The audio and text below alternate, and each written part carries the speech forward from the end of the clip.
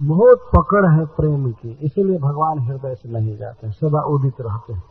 तो इस प्रकार जिसके हृदय से भगवान कभी नहीं जाते हैं, जो कृष्ण को प्रेम की डोरी से अपने हृदय में पकड़े रहता है, स भवति भागवत प्रधान उक्त, वह भागवत प्रधान कहा जाता है। हरि जी मानो लास्ट में यह कह रहे हैं, केवल मैं नहीं कह रहा हूं, मैं ही सिद्धांत का निर्माता नहीं हूं, ऐसा हमने सुना है, सभी आचार्य कहते हैं कि वह वैष्णव श्रेष्ठ माना जाता है जिसके हृदय से भगवान कभी भी दूर नहीं होते, सदा लीला विलास करते रहते। तो इस प्रकार भक्त के वर्णन के बाद ये अध्याय समाप्त हो रहा है। इति श्रीमद् भागवते महापुराणे एकादश स्कंधे नारद वसुदेव संवादे द्वितीय अध्याय। इसको नारद वसुदेव संवाद ही कहा गया है, क्योंकि मुख्य संवाद जो चल रहा है और वसुदेव जी और नारद जी का है। नारद जी 9 जोगेश्वरों को प्रस्तुत कर रहे हैं। इस अध्याय में वही कथा प्रारंभ हुई, इसीलिए इसको वसुदेव नारद संवाद कहते हैं। आगे निमि जोगेश्वर संवाद कहेंगे। यदि चालू हो चुका है निमि और जोगेश्वर का संवाद, लेकिन आगे कहा जाएगा। तो एक श्लोक में हरि जी ने कह दिया कि गृहीत्वापीन्द्रियैरर्थान् यो न द्वेष्टि न हृष्यति विष्णुर्मायामिदं पश्यन् स वै भागवतोत्तमः। जो इंद्रियों से संसार के भोगों को ग्रहण नहीं करता है, लेकिन कभी कभी ग्रहण भी करता है, तो न तो नफरत करता है, द्वेष करता है, और न तो हर्षित होता है। जिसका मन सदा श्री कृष्ण में लगा रहता है वो है भागवतोत्तम। वो देखता है कि सब कुछ विष्णु की माया है, विष्णु की शक्ति है। तब इस पर निमि महाराज तीसरा प्रश्न कर रहे हैं। ये तीसरे अध्याय में प्रारंभ हो रहा है। राजोवाच परस्य विष्णोरीशस्य मायिनामपि मोहिनीम् मायां वेदितुमिच्छामो भगवन्तो ब्रुवन्तु नः।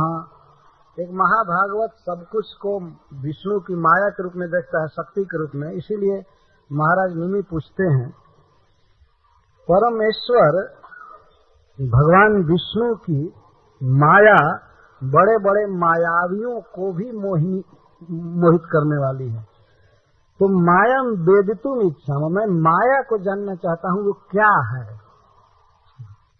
ये विष्णु की माया क्या वस्तु है? बहुत अच्छा प्रश्न है, उससे उसका लिंक है।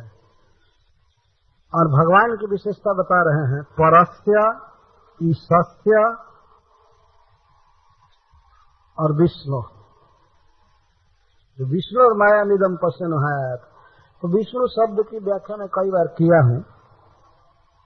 यहाँ पर परस्य का अर्थ पर, सब प्रकार से स्पिरिचुअल, भगवान का धाम नाम गुण सब कुछ चिन्मय है।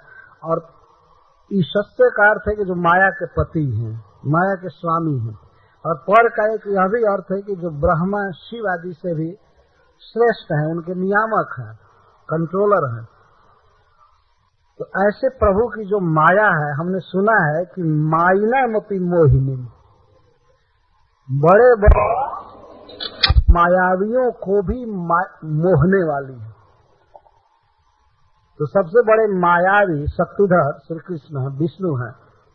तो बड़े बड़े मायावी भी भगवान की माया से मोहित हो जाते हैं।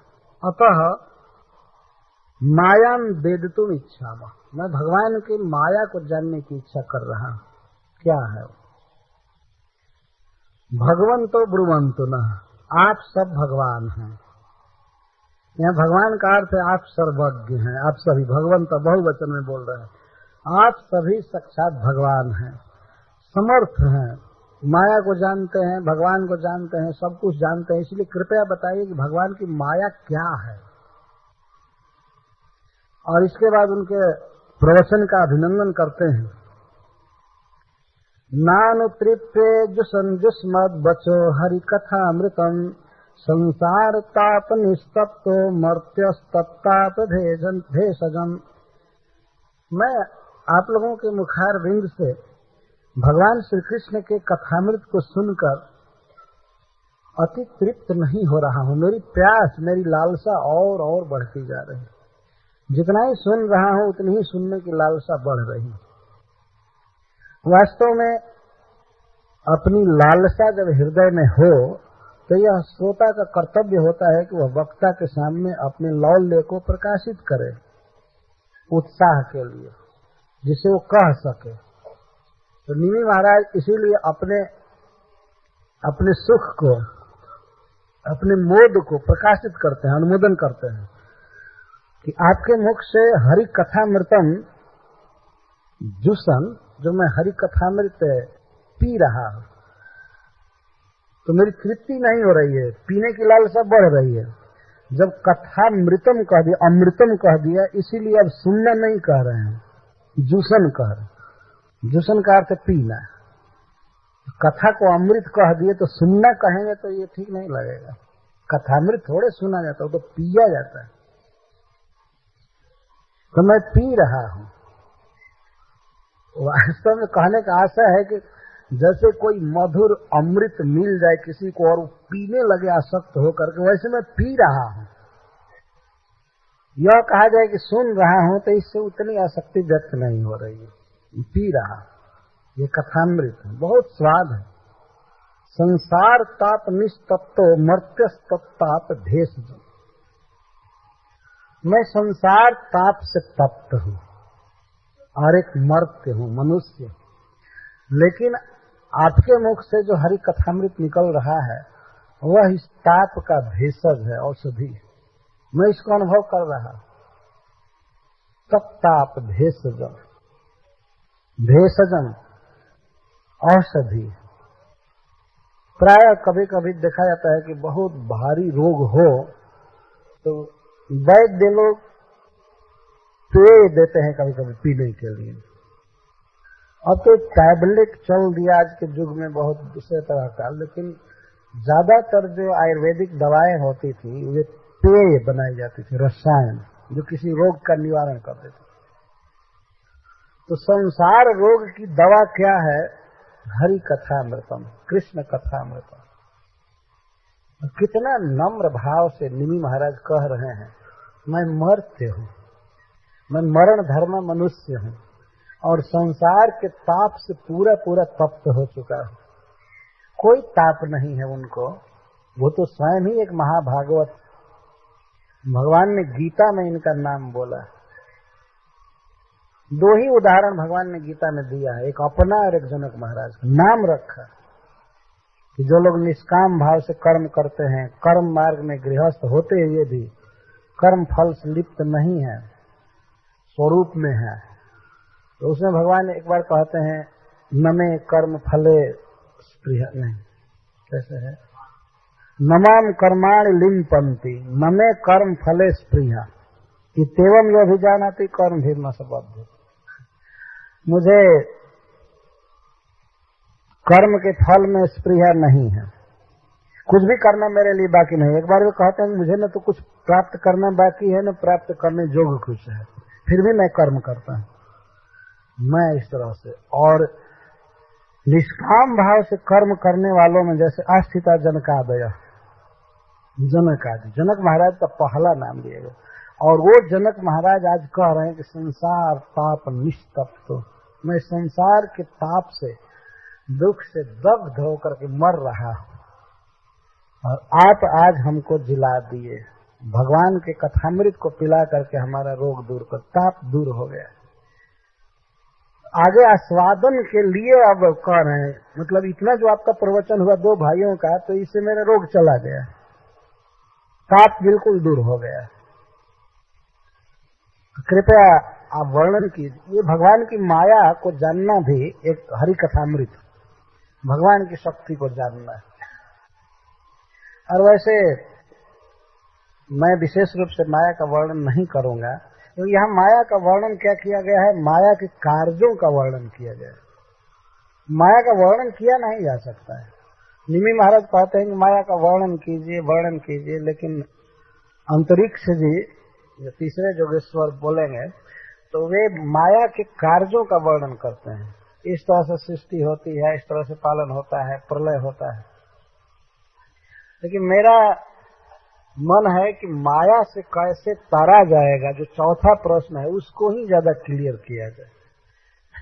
वैसे भी समय नहीं है, तो थोड़े में माया का वर्णन कर देते हैं। अब आज यहीं रोकेंगे, कल से माया से तरना। ये चौथा प्रश्न निमि महाराज का है कि इस माया से पार कैसे किया जाएगा, तो उसी चौथे प्रश्न की व्याख्या कल से करेंगे। लेकिन यहाँ पर संक्षेप में हम वर्णन कर रहे हैं। अंतरिक्ष उवाच एभिर्भूतानि भूतात्मा महाभूतैर्महाभुज ससर्जोच्चावचान्याद्य स्वमात्रात्मप्रसीदये। इन 5 महाभूतों के द्वारा ये भी कह रहे हैं कि ये तो देखने में आ रहा है, आकाश, वायु, अग्नि, जल और पृथ्वी, ये भी 5 महाभूत है। इन 5 महाभूतों के द्वारा भूतात्मा भगवान इस विश्व की सृष्टि करते हैं, उच्च या नीच प्राणियों के। किस लिए? स्वमात्रात्म प्रसिद्ध है, अपनी प्राप्ति के लिए और विषय भोग कराने के लिए प्राणियों की सृष्टि करते हैं। इसका अर्थ ये समझ लेना चाहिए, प्रकृति के गुणों को स्वीकार करके सृष्टि करते हैं। यह है भगवान की माया। मतलब ये प्रकृति के सत्व, रज, तम और गुण, और सत्व, रज और तम, इन 3 गुणों के द्वारा सृष्टि करते हैं। एवं सृष्टानि भूतानि प्रविष्टः पंचधातुभिः एकधा दशधात्मानं विभजन जुषते गुणान। इस प्रकार भगवान इन वस्तुओं से सृष्टि करते हैं और इसके बाद इसमें वे प्रवेश करते हैं। एकधा दशधा आत्मानं विभजन गुणैर् गुणान् स भुञ्जाना आत्मप्रद्योतितः प्रभु मन्यमान इदं सृष्टम आत्मानमिह सज्जते। तो गुणों के द्वारा भगवान सृष्टि करते हैं, लेकिन अब आगे जीव का वर्णन किया जाता है कि जीव शरीर को और संसार के भोगों को ही भोगने पर पड़ जाता है। कर्माणि कर्म भी कुर्वन् सन्निमित्तानि देहभृत् तत्तत् कर्म फलम गृहण भ्रमति है सुखेतरम। जीव को शरीर मिलता है तो वो विविध कर्म करता है, विविध भोगों में रहता है और फिर एक शरीर छोड़कर दूसरे शरीर में जाता है, भोगों में रहता है, नरक आदि दुख भोगता है। सुखेतरम, तो प्रत्येक श्लोक के अंत में ये आया है, यह भगवान की माया है। माया कार्यों का वर्णन करते हुए श्रीपाद अखंडानंद सरस्वती जी अनुवाद किए हैं, तो वो प्रत्येक श्लोक के अंत में लिखते जाते, ये भगवान की माया है, यह भगवान की माया है। तो इस प्रकार से जीव कर्म गति में जाता है और सृष्टि और प्रलय का दुख भोगता है।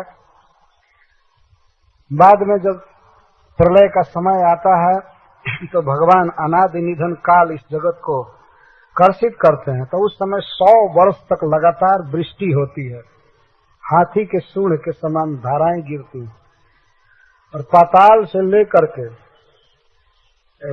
ऊपर का लोक सारा पहले नहीं, अनावृष्टि, मैं भूल गया, पहले 100 वर्ष तक एक बूंद भी वर्षा नहीं होती और संकर्षण देव के मुख से बहुत प्रज्वलित होती है अग्नि, उससे सारा ब्रह्मांड जल जाता है, वायु के द्वारा वो आग बढ़ती है।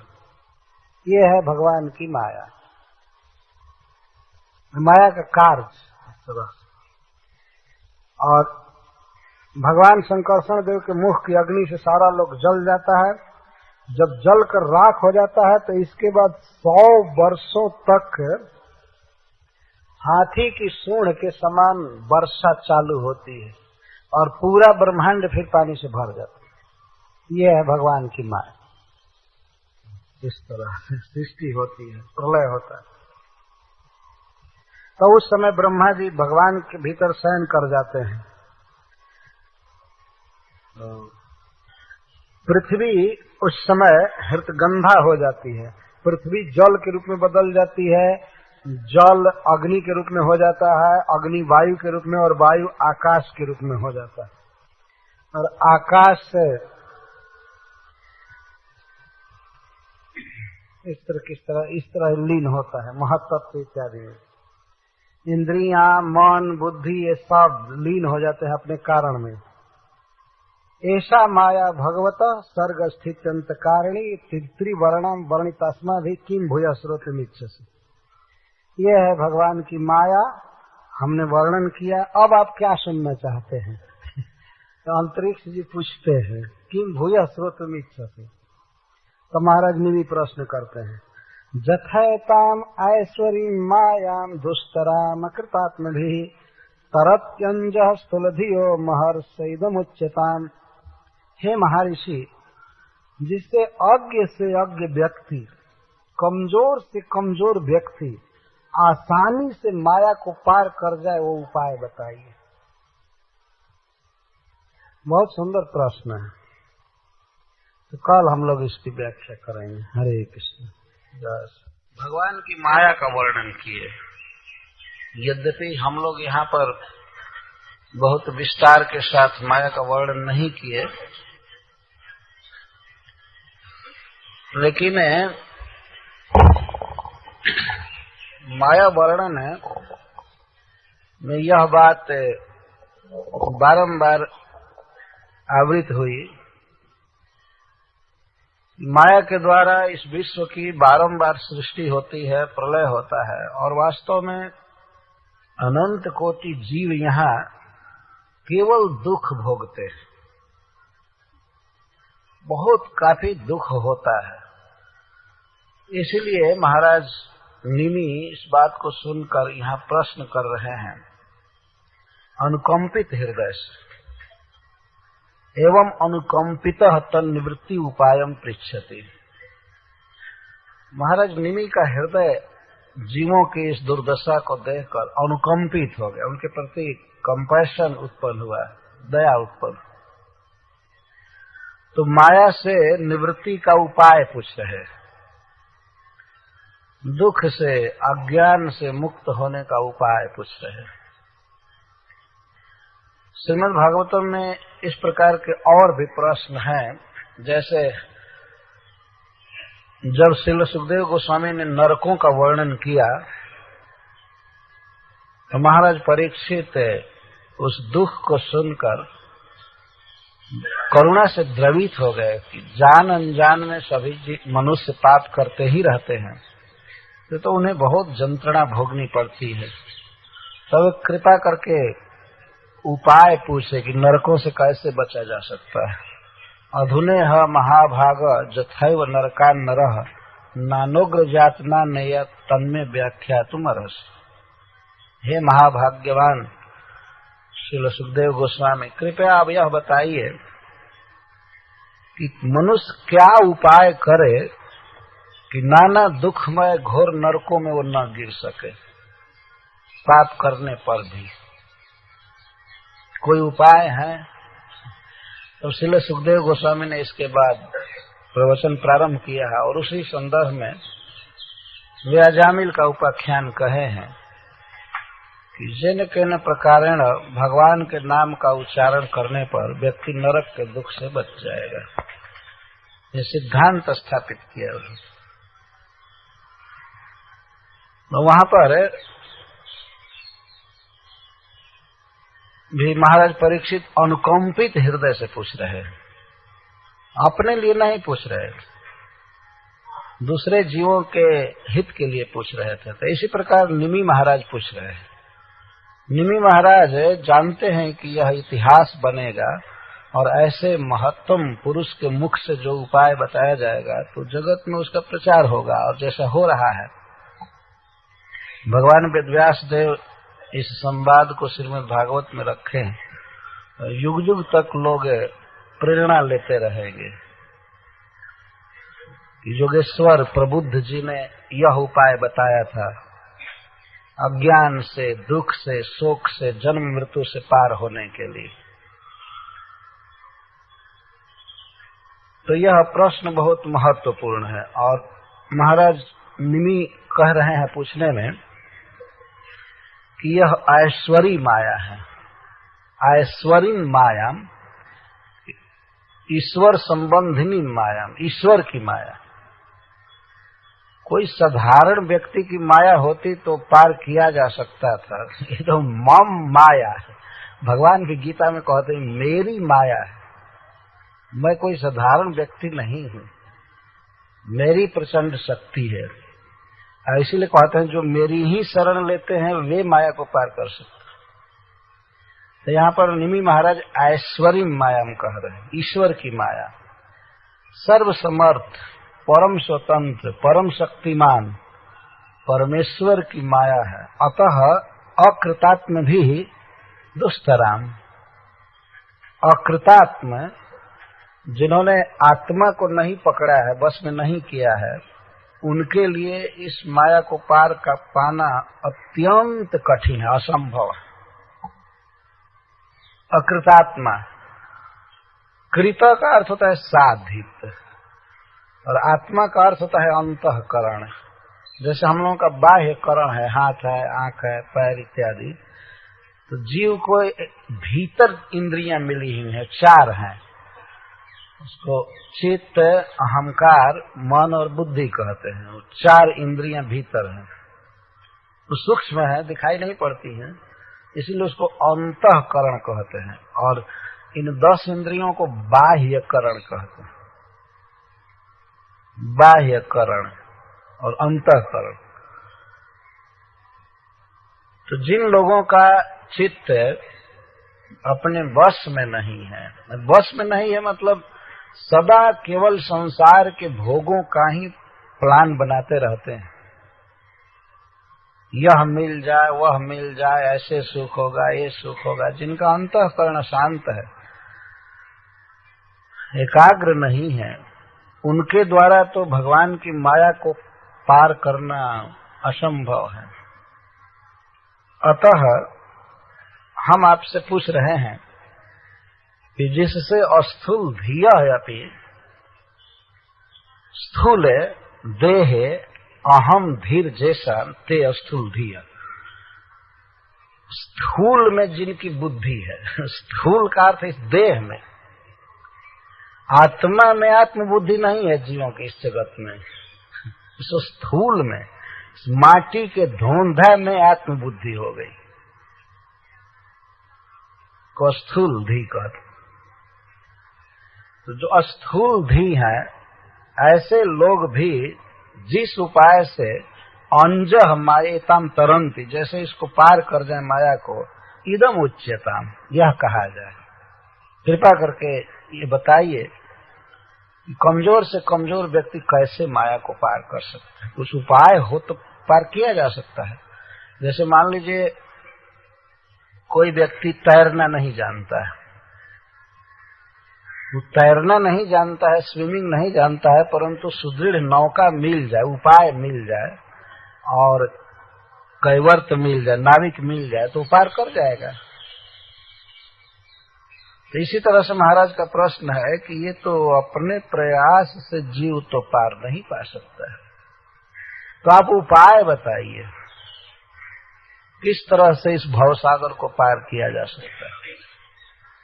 भवसागर को पार करने का मतलब यह नहीं समझना चाहिए कि संसार से पार हो जाए, मतलब इस विश्व से अलग हो जाए। इस विश्व के भीतर रहते हुए ही काम, लोभ, भय, शोक, मोह आदि से मुक्त हो जाए जीव, यही माया से पार होना है। इस घोर अज्ञान से पार होना ही माया को पार करना है। तो क्या उपाय है, कृपया बताइए। महाराज निमि का यह प्रश्न जीवों की दुर्दशा से करुणाद्र चित्त द्वारा हुआ है। महाराज बहुत करुणा से पूछ रहे हैं, हित के लिए पूछ रहे हैं। ये प्रश्न बहुत लोग पूछते हैं, लेकिन कभी कभी ऐसे ही पूछना चाहिए इसलिए पूछते हैं। भाई कह दिया जाए यानी क्वेश्चन, तो कोई मन में पहले से नहीं है और कोई उद्देश्य भी नहीं है, लेकिन पूछ देते, तो उत्तर देने वाले का भी समय बर्बाद होता है और सुनने वाले का, पूछने वाले का, तीनों का। लेकिन यहाँ जो प्रश्न किया जा रहा है उसका उद्देश्य है दूसरे का हित करना है। तो इतने बड़े महर्षि के मुख से कुछ उपाय हो जाए तो प्रमाण होगा। बहुत अनुभवी महात्मा है। प्रश्न में अनुकंपा छिपी हुई है, इसलिए श्रीपाद श्रीधर स्वामी जी लिखते हैं, एवं अनुकंपितः तन्निवृत्ति उपायमेव पृच्छति। तन्निवृत्ति उपायमेव पृच्छति। पूछने के लिए और भी बहुत से विषय हैं महाराज निमि के, लेकिन सबसे पहले तन्निवृत्ति उपायमेव पृच्छति। माया से निवृत्ति के, तरने के उपाय ही पूछ रहे हैं पहले। तब प्रबुद्ध जी कहते हैं, बहुत महत्वपूर्ण यह प्रवचन है।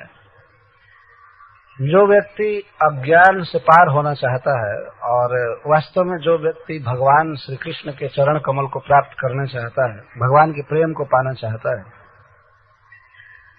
उसे कितना योग्य होना चाहिए, उसकी प्री क्वालिफिकेशन, प्राथमिक योग्यता क्या होनी चाहिए, क्या विचार होना चाहिए, यह यहाँ पहले दिया जा रहा है। तो महाराज निमि यह क्यों प्रश्न कर रहे हैं, जबकि पहले कहा जा चुका है कि तन्माया तो बुधया भजेतम। जब कवि जी ने कह दिया कि भयम द्वितीया भिनिवेशतः स्यात् ईशा तपेतस्य विपर्जय स्मृति तन्माया तो बुधया भजेतम भक्तै के सम गुरुदेवतात्मा। सारा भय माया द्वारा हो रहा है, तो माया से पार होने के लिए मायापति विष्णु का भजन करना चाहिए। गुरु में पूर्ण निष्ठा रखते हुए, सेवा करते हुए और अनन्य भक्ति से भगवान की सेवा करनी चाहिए। जीव माया से पार हो जाएगा। तो फिर पुनः प्रश्न की क्या आवश्यकता है?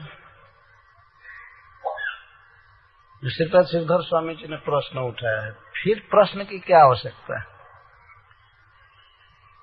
प्रश्न की आवश्यकता इसलिए हो गई कि महाराज निमि पूछ रहे हैं क्लियर कि केवल भक्ति ही किया जाए कि और कुछ किया जाए माया से पार होने के लिए, भगवान का प्रेम पाने के लिए। केवल भक्ति किया जाए। प्रश्न को इस तरह से क्लियर किया जा सकता है, जैसे कोई कहे किसी को, जाओ दुकान से दूध लाओ, तो वह व्यक्ति सुना और चला गया दूध लाने के लिए, और दुकानदार के पास जाकर कहे दूध दो। दुकानदार पूछेगा किस बर्तन में, तो वो कहे हमको दूध लेने के लिए जिसने कहा वो बर्तन का नाम नहीं लिया, उसने कहा कि जाओ दूध लाओ। बर्तन की इसमें क्या जरूरत है, इसमें पॉट की क्या जरूरत है? नहीं, पॉट तो चाहिए, तो हमारे पॉकेट में दे दो या हमारे गमछा में दे दो, तो दूध सब बह जाएगा। तो प्रश्न ये है कि केवल भक्ति ही किया जाए कि भक्ति के साधन भी किया जाए। भक्ति को टिकाने वाले, भक्ति को बढ़ाने वाले कुछ साधन हैं, उनको भी किया जाए कि केवल भक्ति किया जाए? केवल भक्ति तो उत्पात का कारण हो जाता है। श्रीपाद रूप गोस्वामी जी कहते हैं, श्रुति स्मृति पुराण आदि पंच रात्र विधि बिना एकांत की हरेर भक्ति उत्पाता यैव कल्पते। अगर श्रुति स्मृति पुराण पंचरात्र विधि के अनुसार भक्ति न की जाए तो एकांत की भक्ति भी केवल उत्पात ही करती है। ये उत्पात है, भक्ति नहीं है, उत्पाताया एव कल्पते। इसलिए भक्ति के लिए कुछ पात्रता होनी चाहिए, पात्र होनी चाहिए। कहाँ भक्ति टिकती है, कैसे प्रारंभ किया जा सकता है, कौन करता है। इसीलिए साधना भक्ति निरूपयति। अब भक्ति का ही वर्णन किया जाएगा इस अध्याय में, साधनों के साथ। प्रत्येक वस्तु के पीछे उसका साधन लगा होता है। आजकल तो आप सब देखते ही हैं, वस्तुएं मिलती हैं दुकानों में, कितना सुंदर पैकिंग होता है पहले। खास करके पाश्चात्य देशों में कोई भी वस्तु बेचते हैं तो उनका पैकिंग बहुत अच्छा करते हैं। तो पैकिंग वो वस्तु नहीं है, पैकिंग को फेंक देते हैं, लेकिन पहले वो जरूरी है। दूध भी पैक्ड मिलता है, दवाइयां पैक्ड मिलती हैं, कोई भी वस्तु पैकिंग। कई उपाय है। तो इस तरह से भक्ति को ऐसे ही केवल किया जाए या पैकिंग के साथ सेवन किया जाए, या और भी भक्ति के जो अंग है उनका भी पालन किया जाए। तो इस पर प्रबुद्ध जी कहते हैं तो बहुत आवश्यक, इसीलिए दोबारा प्रश्न किया जा रहा है। जैसे मान लीजिए कोई सुन लिया है कि भगवान के नाम का महत्व है, तो बस हरे कृष्ण जपो, अब इसमें गुरु आदि बनाने की क्या जरूरत है? हरे कृष्णा कृष्णा कृष्णा हरे हरे राम। मनुष्य तर्क कर सकता है, बस पता चल गया श्रीमन सुभद्राणी रथांग पाणेर, भगवान के जन्म कर्मों को सुना जाए, गाया जाए।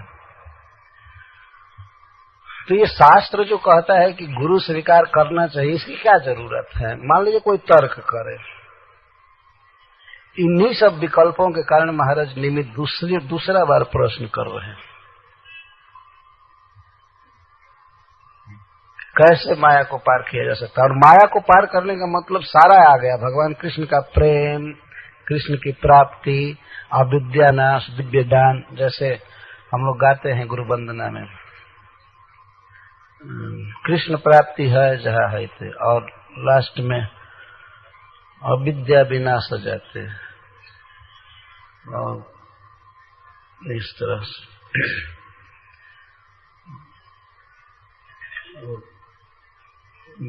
अविद्या विनाश जाते, उसमें एक निश्चित ही पद है, और इसके साथ दिव्य ज्ञान होता है, दिव्य ज्ञान होता है, अविद्या का नाश होता है, कृष्ण की प्राप्ति होती है। तो इस माया से तरने में, इस प्रश्न में सारी बातें आ गई हैं, जैसे लास्ट में बिल्कुल खुल गया है। तो बहुत महत्वपूर्ण प्रश्न है। प्रबुद्ध जी कहते हैं प्री क्वालिफिकेशन, माया से जो तरना चाहता है उसके लिए वैराग्य अपेक्षित है। बिना वैराग्य के व्यक्ति माया से तर नहीं पाएगा, अपनी कुछ योग्यता होनी चाहिए, फिर गुरु की शरण लेगा।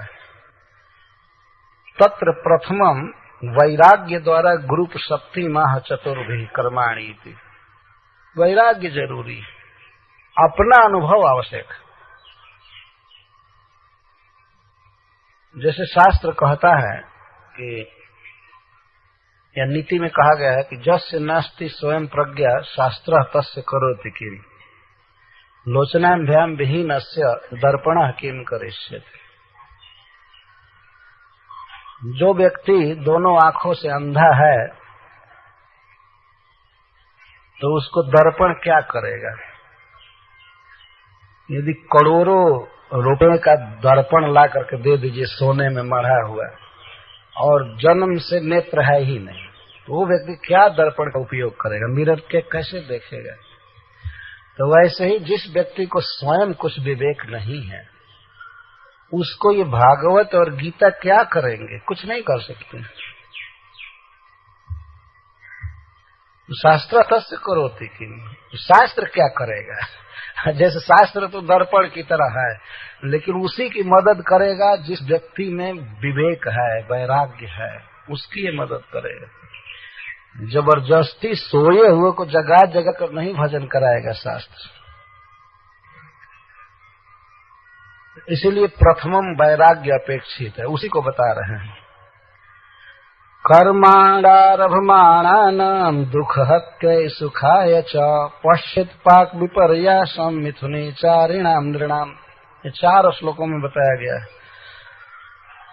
तो इस संसार में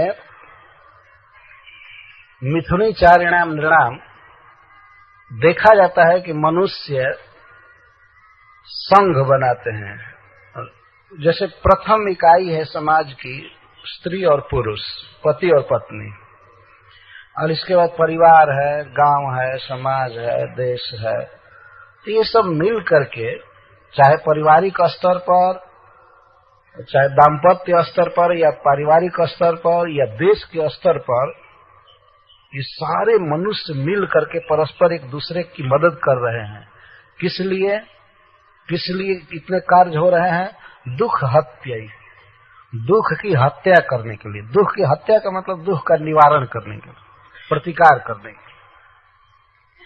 जो दुख है आ गया है उसका निवारण किया जाए, इसके लिए समाज बना है और बहुत काल से चल रहा है।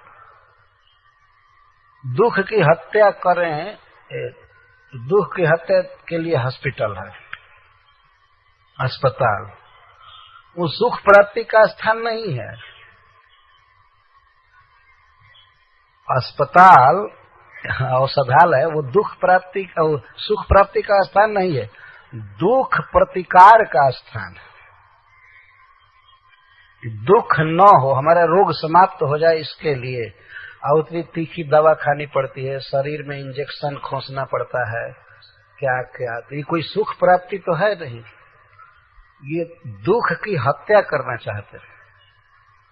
तो अस्पताल है और भी और कितनी चीजें हैं जो दुख है निवृत्ति के लिए, और सुखाय च, और सुख के लिए जैसे विद्यालय है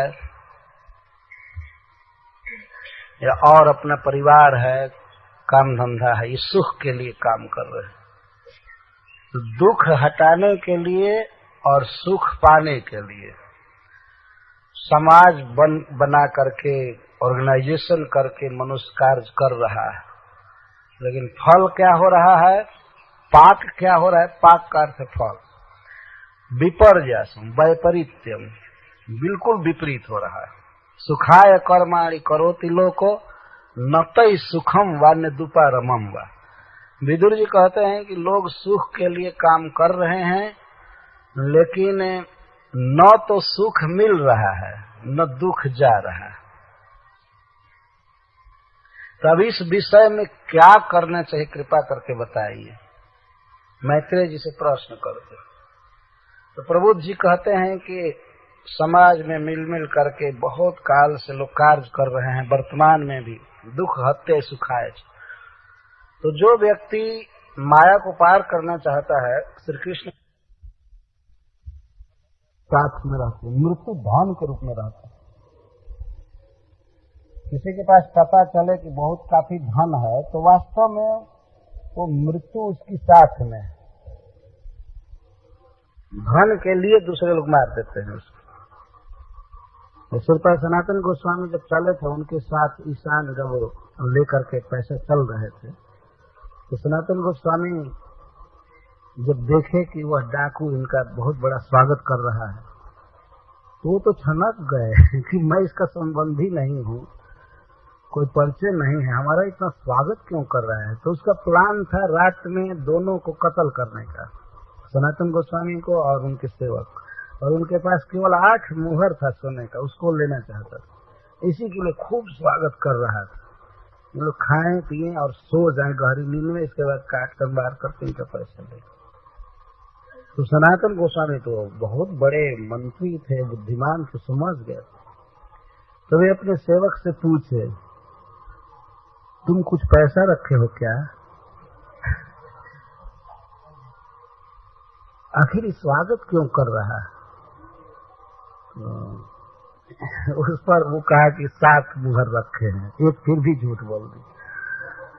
तो फिर भी सनातन गोस्वामी ले लिए और लेकर कहे कि ये अपने साथ जमराज और काल को लेकर क्यों चल रहे हो? वास्तव में आदमी के पास पैसा न हो तो कहीं भय नहीं होगा, चौराहे पर, रोड पर, कहीं भी सो लेगा। लेकिन ये जमराज जी को और काल को लेकर क्यों चल रहे हो? दो तो दिया, और सनातन गोस्वामी लेकर के उस डाकू के पास आया आधी रात के समय और कहे कि ये हमारे पास पैसा पड़ा हुआ है, हम लोग तो अब साधु हो गए, अब फकीर हो गए, अब क्या जरूरत है पैसे की, आप रख लीजिए, आपको काम आएगा। तो वो कहा कि अच्छा किया कि ला कर दे दिया, नहीं तो मैं तो रात में तुम लोगों की जान मारने वाला था। लेकिन वो प्रसन्न हुआ और कहा कि ठीक है, ले जाओ पैसा, रखो तुम पैसा। तो जमराज जी कहते नहीं, श्रीपाद सनातन गोस्वामी जी कहते हैं, नहीं सरकार, आप पैसा ले लीजिए, नहीं तो दूसरा कोई जान भी लेगा, पैसा भी ले लेगा, इसलिए आप रख लीजिए। तो चाहता ही था, फिर रख लिया। लेकिन उसने यह भी कह दिया कि 1 रुपया अभी तुम्हारे सेवक के पास है। सनातन गोस्वामी को कह दिया। तो बाद में सनातन गोस्वामी भगा दिए उसको, किसान को कि नहीं तुम जान मरवा दो। तो वहीं पर कहे हैं कि काल और जमराज को साथ लेकर चल रहे हैं। आत्म मृत्यु यहाँ पर लिखा गया है। प्रभु जी कह रहे हैं कि धन क्या है, व्यक्ति की मृत्यु है साथ में। अरे वो कारण बन गया मरण में तो वही मृत्यु कहा जाएगा ना। धन मारता नहीं लेकिन मरवा देता है तो वही काल हुआ ना, वही आत्म मृत्यु हुई आदमी की, आत्म मृत्यु। और एक तो स्वरूप से ही मृत्यु हो जाती है जीव की, और धन हो तो इंद्रियों को उत्पथ में ले जाता है धन। यह खाएं, ये भोगें, इधर देखें, ये करे वो करे, तो वह भी एक स्पिरिचुअल मृत्यु ही करा देता है। इसीलिए त्यक्त्वा तूर्णमशेष मंडल पति श्रेणी सदा तुच्छवत्, धन से अनेक कामनाओं का जन्म होता है। यदि अपने पास पैसा हो तो कामना कि ये करूं कि ये करूं, ये करूं कि ये करूं, आदमी करता भी नहीं है और मनोरथ उठते रहते हैं, मिटते रहते हैं। तो इसलिए उस दृष्टि से भी यह आध्यात्मिक हत्या है, ये आध्यात्मिक काल है पैसा। और स्वरूप से तो कभी कभी देखा ही जाता है कि पैसा के लिए जान मार दिया गया। आत्ममृत्यु ना, इससे का प्रीति इति पश्येत, इसे क्या प्रसन्नता मिलती है, क्या सुख मिला धन से किसी को। अच्छा, और भी अगर कोई कहे ठीक है धन की बात तो मान लेते हैं, लेकिन गृह, अपत्य, आप्त, पशु, घर होता है, आदमी कहता है ईस्ट और the west, home is the best. घर अपना अपना होता है, आदमी उसमें सुख का अनुभव करता है।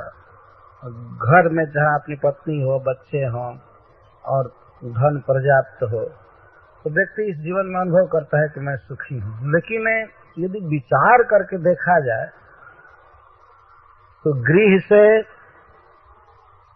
और अपत्य से, बच्चे से, पुत्र से और संबंधियों से, आप्त, जो संबंध के द्वारा प्राप्त होते हैं उनको आप्त कहते हैं, और पशु, इनसे क्या सुख मिलता है जीव को? कुछ नहीं सुख मिलता है, केवल दुख मिलता है। इति पश्येत, ये देख, यह योग्यता है भजन करने वालों की, ये देखे कि ये घर गृहस्थी से सुख होने वाला नहीं। यह गृह शब्द का अर्थ पत्नी भी कर सकते हैं। न गृहम गृहमित्याहुर गृहिणी गृह उच्च। तो गृह से, अपत्य से और संबंधियों से और पशुओं से का प्रीति? कुछ नहीं, ये तो साधित है ना, ये तो कुछ काल के बाद प्राप्त हुए हैं, जीव के साथ नहीं थे, साधित ही। जन्म होता है जीव का, कुछ काल के बाद साधित होते हैं, घर बनाते हैं, घर बांधते हैं, विवाह करते हैं, फिर बच्चे पैदा करते हैं, संबंधी बनाते हैं और पशु रखते हैं या मोटर गाड़ी, मोटरसाइकिल आदि जो भी रखते हैं, तो साधित हैं, स्वरूप के साथ नहीं थे और न रहेंगे। तो साधित ही और चल ही अनित्य, पहले भी नहीं थे आत्मा के साथ और बाद में भी चल ही, बाद में भी नहीं रहेंगे, क्षणभंगुर है। कुछ ही दिन के लिए साथ दे रहे हैं, कुछ दिन के लिए साथ में है। इति पश्येत, ये देखना चाहिए। मनुष्य अज्ञान में मान लेता है कि ये हमारा परिवार इटर्नल है, हमारी पत्नी नित्य साथ रहेगी, हमारे बच्चे, हमारे हाथी घोड़े, हमारी कार, हमारा घर।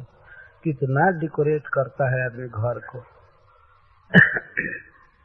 किसी किसी घर में फालतू सामान लाखों लाखों रुपए का रख देता है।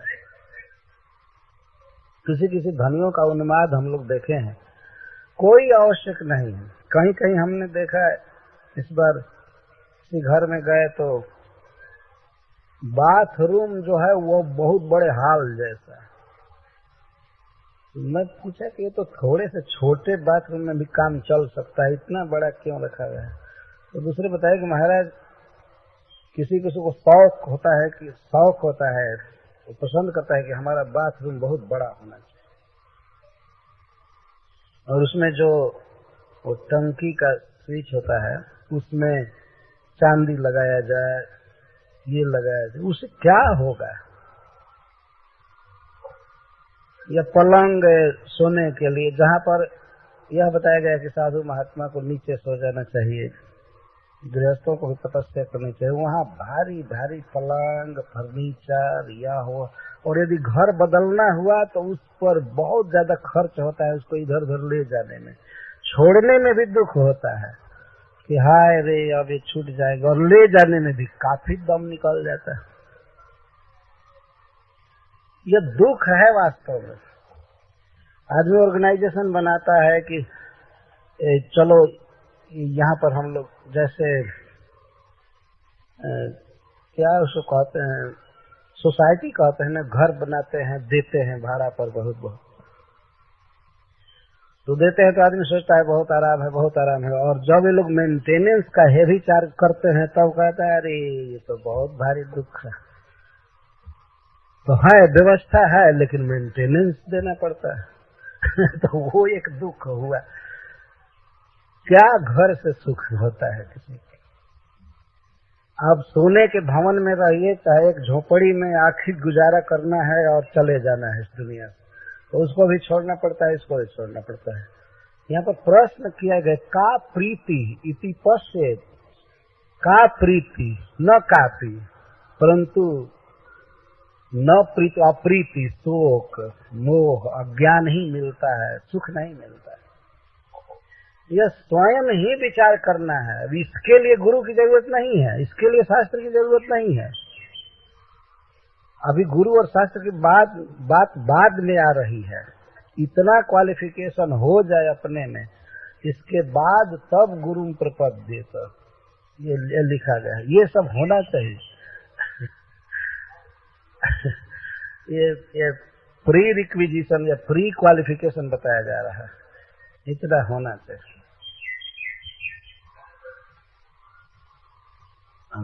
का प्रीति साधित है, चले साधित और चल शब्द बड़ा महत्वपूर्ण है।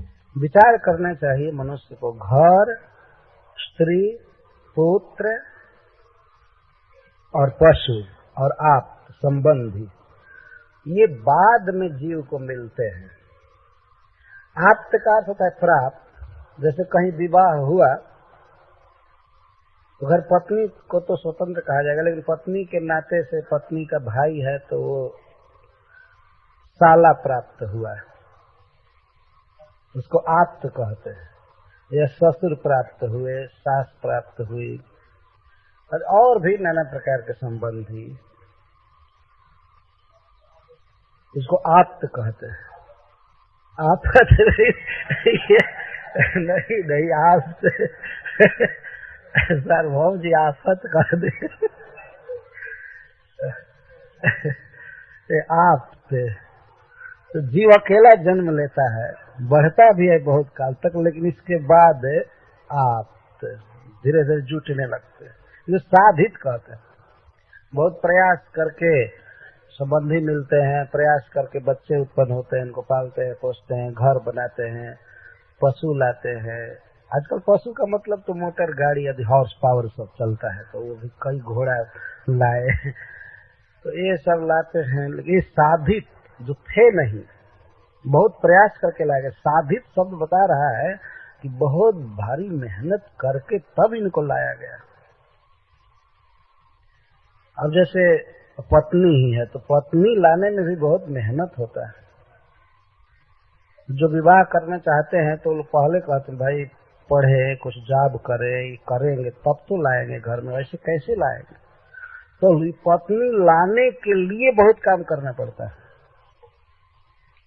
साधित कहते हैं इसको। जब पत्नी ला दिए तो घर बनाने के लिए फिर बहुत ये करो वो करो, लोन लो इधर से उधर से, फिर लोन पेमेंट करो, कई होता है। आप लोग दुखी मत होइएगा कि मैं बहुत कर्कश प्रवचन कर रहा हूँ, यहाँ पर यही लिखा गया है हम लोगों के हित के लिए प्रबुद्ध जी प्रवचन कर रहे हैं, किस तरह फंसे हुए हैं जाल में। नई वस्तु साधित का अर्थ बहुत साधना करके, बहुत प्रयास करके ये सब मिलते हैं, और फिर भी चल रही और फिर भी ये जाने वाले हैं, अनित्य। इतना मेहनत करके मरमर करके जुटाए, लेकिन सब छूटने वाले हैं। पत्नी भी छूट जाएगी यहीं, बच्चे भी छूट जाएंगे। जीवित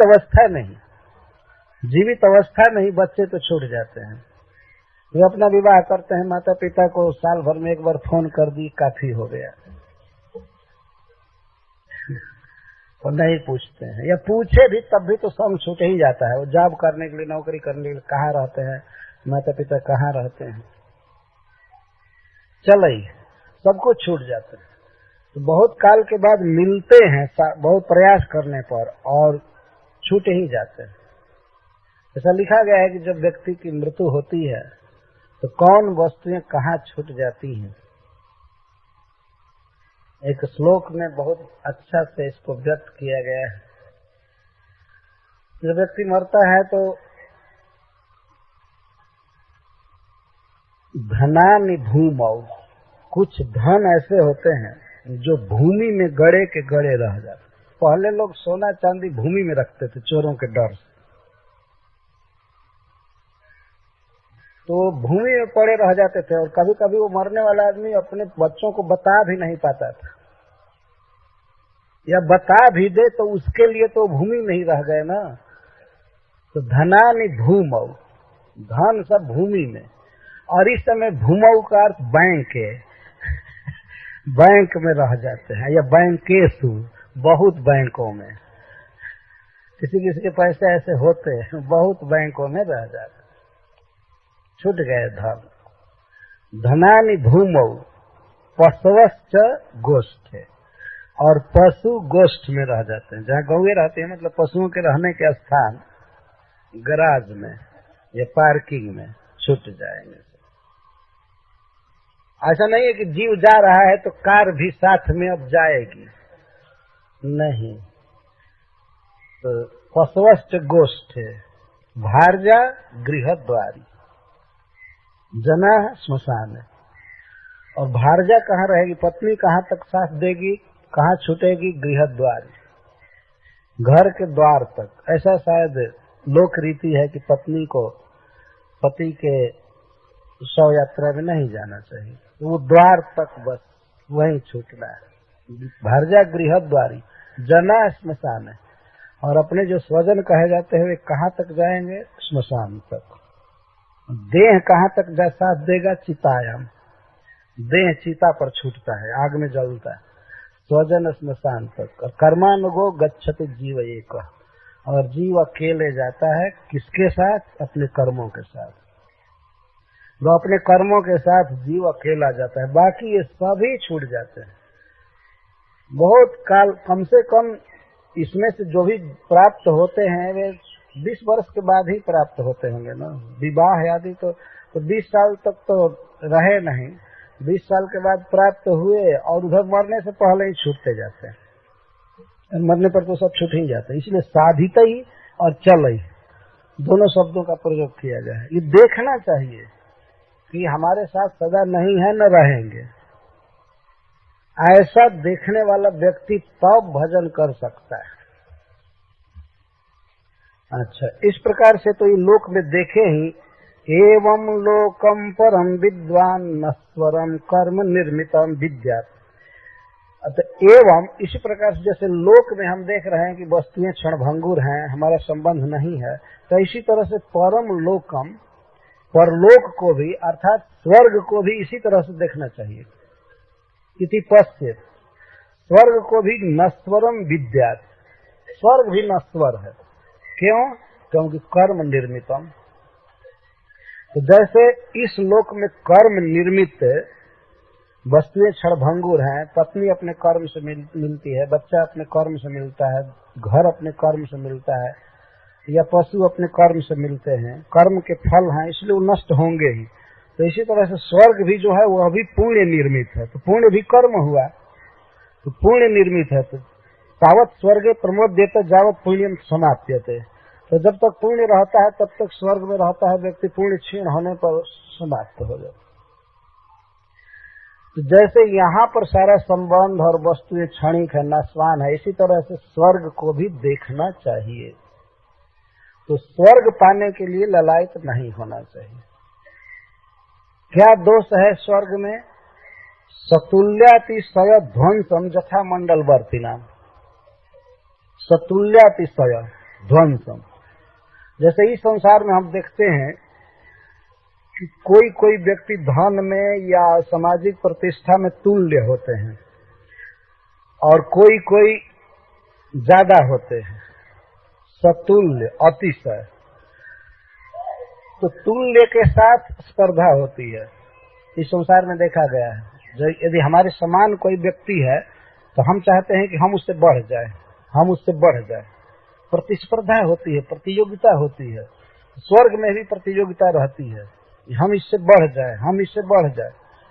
तो तुल्य होने पर भी दुख है, और अतिशय कोई है तो उसके साथ असूया उत्पन्न होती है, द्वेष होता है। कैसे इसको इतना है, कैसे इसको इतना है, असूया, उसके गुणों में दोष निकालना। और ध्वंसम, अंत में नष्ट होने का तो भय बना ही रहता है। तो यदि समान है तो प्रतिस्पर्धा उत्पन्न होती है, और ज्यादा है तो असूया उत्पन्न होती है, और ध्वंस हो जाने पर तो भय और शोक निश्चित ही है, उसको कोई टाल ही नहीं सकता, ध्वंस होना ही है।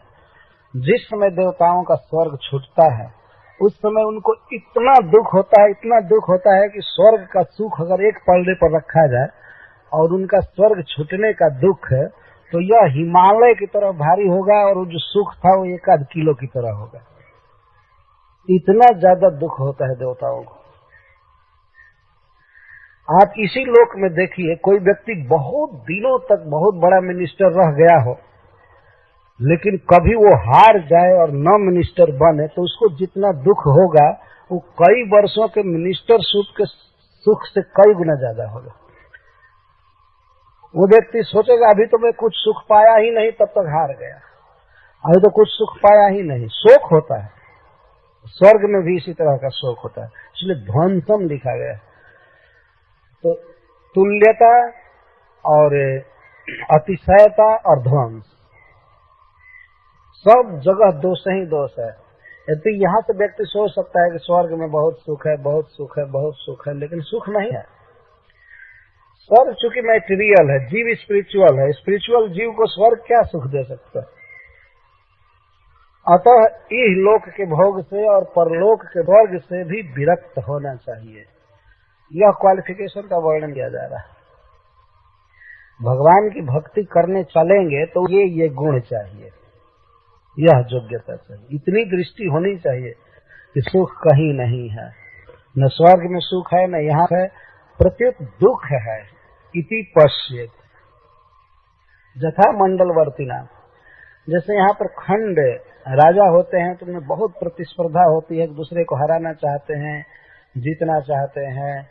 इस तरह से स्वर्ग में भी दुख है, और कि स्वर्ग भी तुच्छ लगने लगे, इसलिए किसके लिए? दिव्य सुख पाने के लिए, भगवान का भजन करने के लिए। इतना होने के बाद तब गुरु की जरूरत है। तस्मात् गुरुं प्रपद्येत जिज्ञासु श्रेय उत्तमम शाब्दे परे च निष्णातम परस ब्रह्मणि उपशमाशय। तस्मात्, यह तस्मात् शब्द का अर्थ है इस विचार के बाद। तस्मात् गुरुं प्रपद्येत, तब गुरु करना चाहिए, क्योंकि गुरु स्वीकार तो करना ही पड़ेगा। जब संसार सागर की धाराओं को पार करना है, भगवान का चरण कमल पाना है, इतना तो विचार अपना हो गया कि ये संसार में सुख नहीं है, अब मन उब चुका है, तब वो गुरु बनाएगा। और जब तक विषयों से मन उबा नहीं है, विषय भोग की इच्छा है, तब तक उस व्यक्ति के लिए गुरु की कोई जरूरत नहीं। अब वो क्या भजन करे, क्या पार करना चाहेगा? मान ली विषय भोग की इच्छा है तो पार क्या करना चाहता है? और डूबना चाहता है, तो उसके लिए गुरु की क्या जरूरत है? विषय भोग की जब तक कामना है, सारा संसार दुखमय नहीं दिख रहा है, तो इस स्थिति में गुरु की कोई जरूरत नहीं है, और गुरु हेल्प भी नहीं कर सकता है। ये तो ऐसा है कि जब रोगी को ये पूरा पता चल जाए कि मैं काफी रोग से ग्रस्त हो गया हूँ, तब उसे डॉक्टर की जरूरत है। मैं अभी अनुभव ही नहीं हो रहा है कि रोग है, मैं पूर्ण स्वस्थ हूँ, ये हूँ वो हूँ, और अभी रोग की दवा नहीं चाहता है, बल्कि ये चाहता है कि हमको कहाँ अच्छा भोजन मिलेगा खाने को, कहाँ आराम मिलेगा, ये मिलेगा। तो इसके लिए फिर डॉक्टर की क्या जरूरत है? इसके लिए तो किसी होटल में जाना चाहिए जहाँ अच्छा भोजन मिले, पैसा देकर खाए और बीमार पड़े। तस्मात् गुरुम प्रपद्येत जिज्ञासु श्रेय उत्तमम। तो यहाँ पर गुरु और शिष्य दोनों की योग्यता का वर्णन कर रहे हैं प्रबुद्ध जी। बहुत महत्वपूर्ण उक्ति है। शिष्य में क्या गुण होना चाहिए, तो ये तो आपने सुना ही कि यह उसका अपना गुण होना चाहिए कि उसमें वैराग्य होना चाहिए। संसार के भोगों की लालसा बिल्कुल नहीं होनी चाहिए। ऐसा नहीं कि गुरु के पास आ करके और कहे कि मैं मैरिज करना चाहता हूँ और आप थोड़ा व्यवस्था कीजिए, घूमते रहते हैं, देखिए हमारा।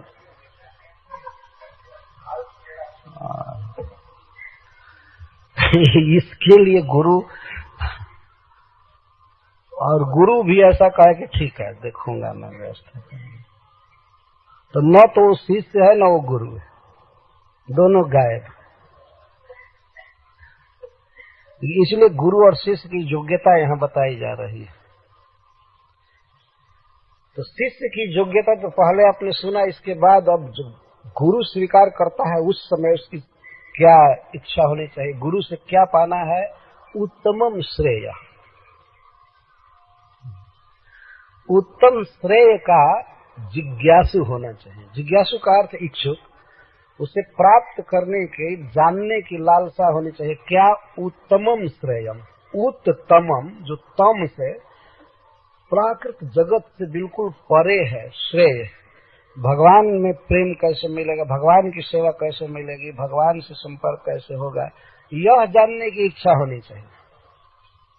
संसार के भोगों को इकट्ठा करके कैसे भोगेंगे, अब यह सब जिज्ञासा नहीं रही उसकी। उत्तम श्रेय। और ये जो सब है सांसारिक जिज्ञासा, यह तमह जिज्ञासा है। और उत्तम, उत का अर्थ है ऊपर और तम का अर्थ है अज्ञान, जड़ जगत। इस जड़ जगत से परे उत्तम श्रेय है भगवान का भजन करना, भगवान कृष्ण को समझना। हरे कृष्णा कृष्णा कृष्णा हरे हरे, हरे राम हरे राम। तो उत्तम श्रेय का अर्थ है कि वास्तविक सुख क्या है और वास्तविक सुख हमें मिलेगा कैसे। तो वास्तविक सुख तो कृष्ण का चरण कमल है। तो भगवान श्री कृष्ण का चरण कमल कैसे मिलेगा, कैसे प्रेम बढ़ेगा। रात दिन जिसको यह चिंता हो, प्राप्त करने की वासना हो, लालसा हो, तब कहा जाएगा कि वह उत्तम श्रेय का जिज्ञासु हो। यह शिष्य की योग्यता दी जाती है। और यह जब योग्यता हो तब गुरुम प्रपद्येत, तब गुरु की शरण ग्रहण करे। इस उत्तम श्रेय को पाने के लिए, भगवान का प्रेम पाने के लिए गुरु की शरण ले। तो इससे सिद्ध हो गया कि गुरु उस परम श्रेय में निष्णात होना चाहिए जो उसको दे सके। गुरु की शरण ले। तस्मात् गुरुम प्रपद्येत। प्रपद्येत शब्द है, न कि स्वीकरेत। कहा गया है गुरु की शरण ले दीन भाव से। ऐसा नहीं है कि दिखाने के लिए हाँ हमारा भी गुरु है, केवल इतना नहीं, गुरु की शरण ले। और गुरु को का क्वालिफिकेशन बता रहे हैं, शाब्दे परे ब्रह्मणि निष्णातम। गुरु को निश्चित ही देखे शिष्य। शिष्य के लिए कहा जा रहा है कि गुरु शब्द ब्रह्म में और पर ब्रह्म में, शब्द ब्रह्म में और पर ब्रह्म में निष्णात। शब्द ब्रह्म का अर्थ है वेद, वेद नामक ब्रह्म। वेद भी चिन्मय है, भगवान का वाक्य है। वेद में जड़ शब्द नहीं है, मटेरियल शब्द नहीं है, यह भगवान का वाक्य है, भगवान का निश्वास है, इसीलिए चिन्मय है, दिव्य है और जीव के हित के लिए लिखा गया। तो वेद के जो कंक्लूजन है, जैसे वेदांत या श्रीमद् भागवतम, इसको यहाँ शब्द ब्रह्म कहा गया है। श्रीमद् भागवतम समस्त वेद रूपी कल्प वृक्ष का पका हुआ फल है। तो यहाँ पर शब्द ब्रह्म का अर्थ हुआ उपनिषद, वेदांत और श्रीमद् भागवतम। स्पेशली अर्थ हुआ श्रीमद् भागवतम। तो जो गुरु श्रीमद् भागवतम में निष्णात है, नितराम स्नात है, स्नात का अर्थ है जो डुबकी मार चुका है, खूब नहाया है, स्नात, स्नातक कहते हैं, खूब जानता है अच्छी तरह से। श्रीपाद श्रीधर स्वामी जी लिख रहे हैं न्यायतः, न्यायतः निष्णात है, तत्वज्ञ है। निष्णात का अर्थ करते हैं तत्वज्ञ। गुरु की जो योग्यता है उसमें यह एक योग्यता है कि उसे शास्त्रज्ञ होना चाहिए और भगवान का लगा हो, भगवान में पूर्ण आसक्त हो, उनके सौंदर्य, माधुर्य, लीला आदि में ही उसका मन विभोर रहता हो। श्री राधिका माधवयोर अपार माधुर्य लीला गुण रूप नाम नाम प्रति क्षणास्वादन लोलुपस्य। इसी को कहा गया है कि वो पर ब्रह्म में निष्णात होना चाहिए। गुरु ऐसा होना चाहिए जो श्री कृष्ण में ही रात दिन रचा पचा हो। तो इसको कहेंगे पर ब्रह्म में, श्री कृष्ण में निष्णात, उनमें लगा हुआ, जो सारी इंद्रियां, उसका मन, अंतःकरण सब कुछ श्री कृष्ण में सराबोर है। गुरु ऐसा होना चाहिए। और शास्त्र को न्यायतः जाने। वो न्यायतः जानने का क्या तात्पर्य है, आप टीका में पढ़ेंगे तो श्रीधर स्वामी जी कहते हैं न्यायतः। और परब्रह्म में निष्णात के लिए वे तो शब्द दिए हैं अनुभवेन, अपरोक्षानुभवेन। परब्रह्म में अपरोक्ष अनुभव से, दूसरे के कहने से नहीं, उसका डायरेक्ट अनुभव है। भगवान के सौंदर्य, माधुर्य, लीला, करुणा आदि का वो डायरेक्ट अनुभव करता है गुरु।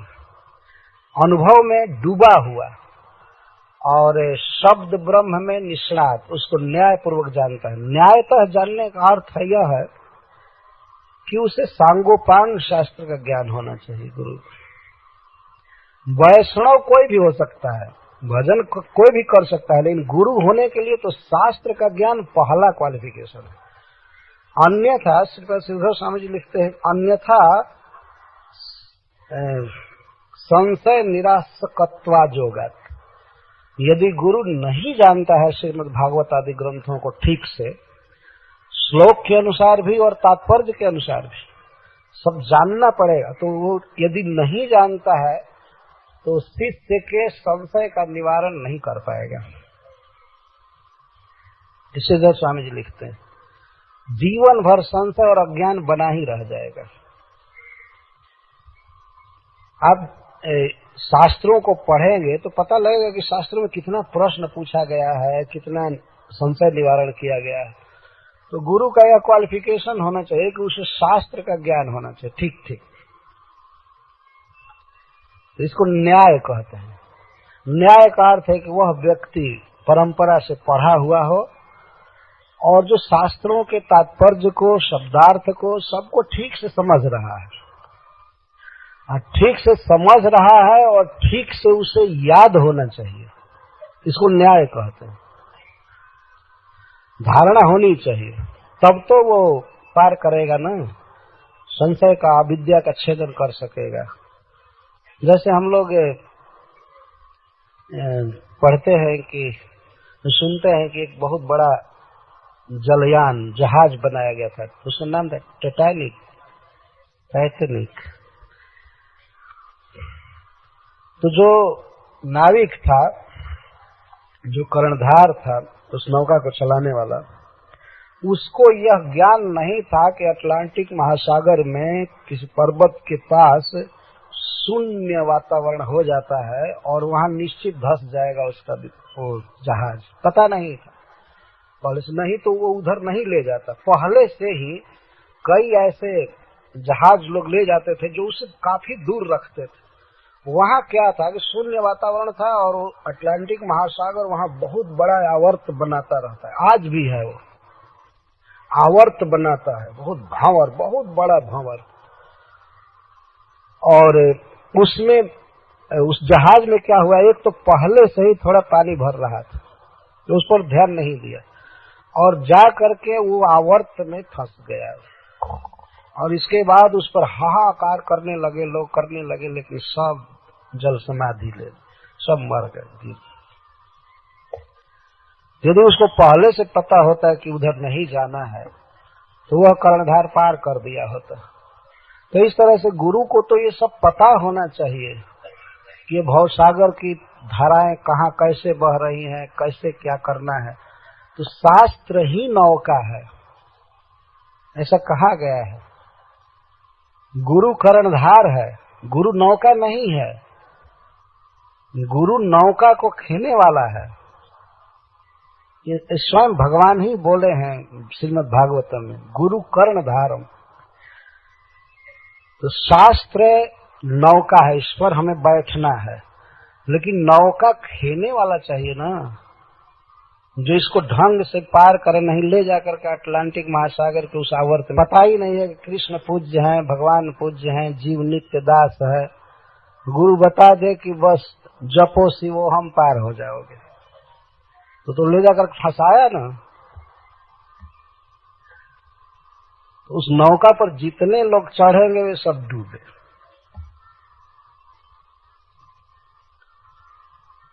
तो इस तरह से ज्ञान होना चाहिए, शास्त्र का ज्ञान बहुत जरूरी है।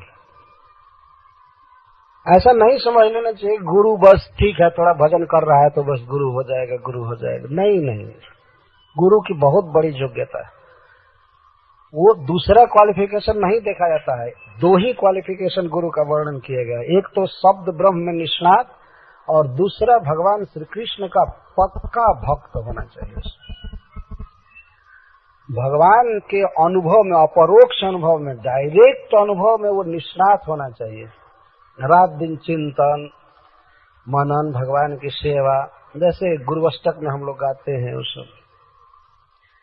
उसे भगवान चैतन्य महाप्रभु के रूप गुण लीला का स्मरण करके, उस विधि से कीर्तन करके रोमांच होता है, अश्रु होता है, गदगद होता है। और श्री विग्रह की सेवा में शिष्यों को लगाता है, स्वयं भी लगता है, और श्री राधिका माधव के अपार माधुर्य लीला गुण रूप आदि में निमग्न रहता है। इसको परब्रह्म में निष्णात कहते हैं। ये सब क्वालिफिकेशन लिखे गए हैं, तो वही यहाँ पर थोड़े से शब्दों में है, लेकिन वही अर्थ है। तो गुरु के दो गुण होने चाहिए, शब्द ब्रह्म में निष्णात और परब्रह्म में निष्णात। परब्रह्म में वो निष्णात है, इसी के द्योतक वाक्य बता रहे हैं, उपशमाश्रयम। उपशमाश्रयम, उपशम का अर्थ होता है भगवान में निष्ठता। समो मन निष्ठता बुद्धि, भगवान ने स्वयं ही कहा है भागवत में। मन जब पूर्ण आसक्त हो कृष्ण में, कृष्ण के अतिरिक्त और नहीं जा रहा हो, तो इसको उपशम कहते हैं। और गुरु उपशम का आश्रय होता है। श्री कृष्ण हृदय में खिले रहते हैं, इसलिए अन्य किसी वस्तु की उसको कामना नहीं होती है। इसको कहते हैं उपशमाश्रयम।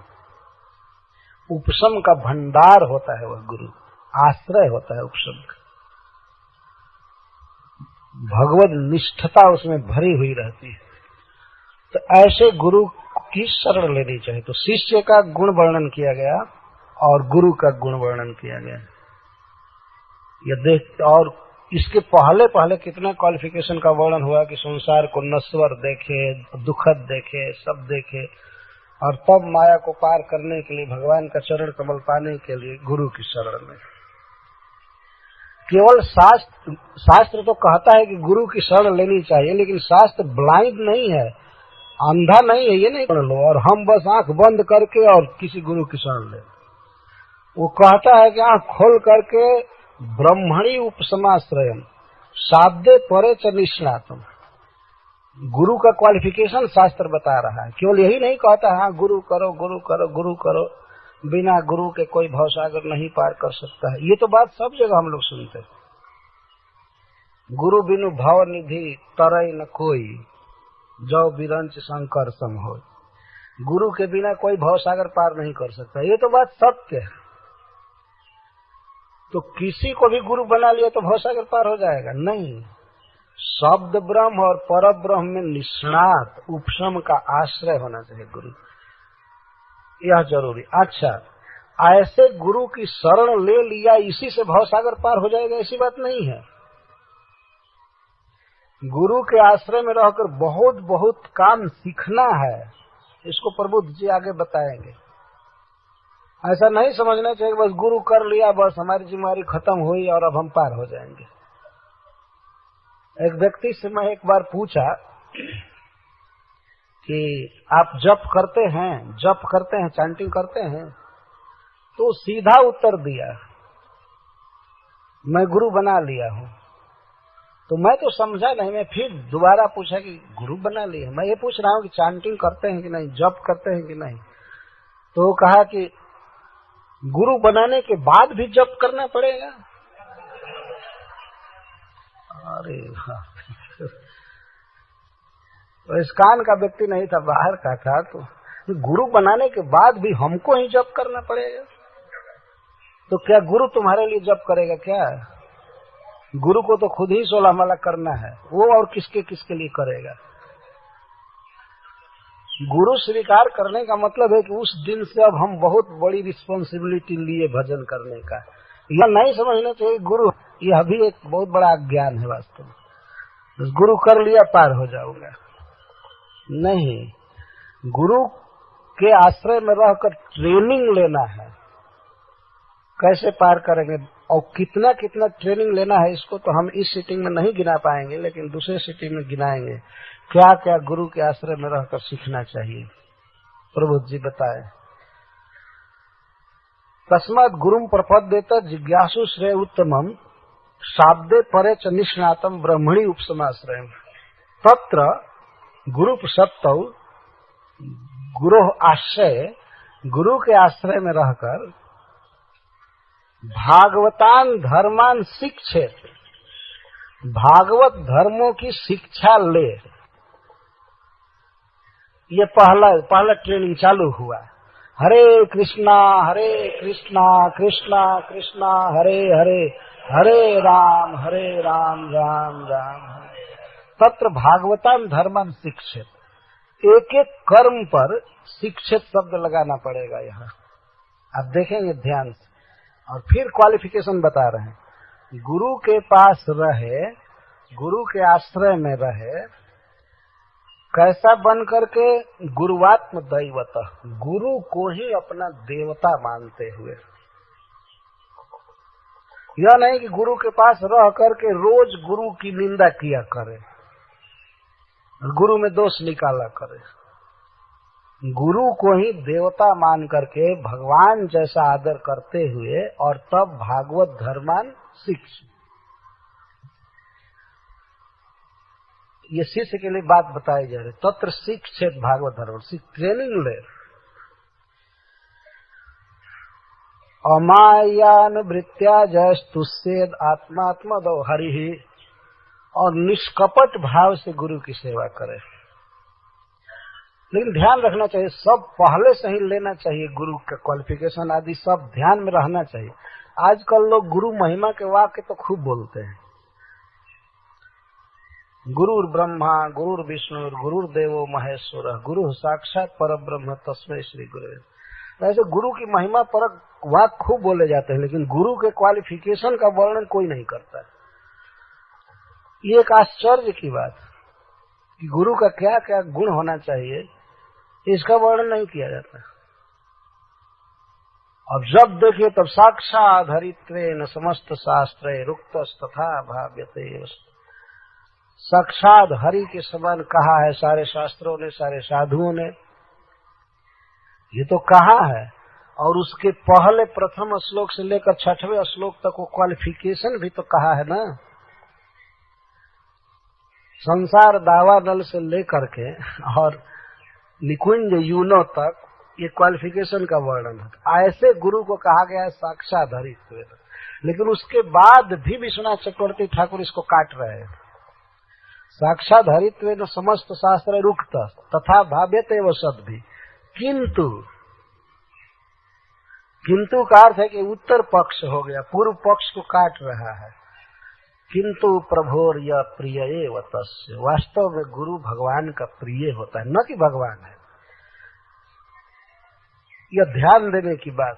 एक ही श्लोक में एक पूर्व पक्ष स्थापित करके उत्तर पक्ष में उसको काटा जा रहा है, किंतु कहकर काटा जा रहा है। वास्तव में विचार किया जाए गुरु क्या है, तो गुरु भगवान श्री कृष्ण का प्रिय दास, यही स्वरूप है गुरु। इसी धारणा में रहना चाहिए।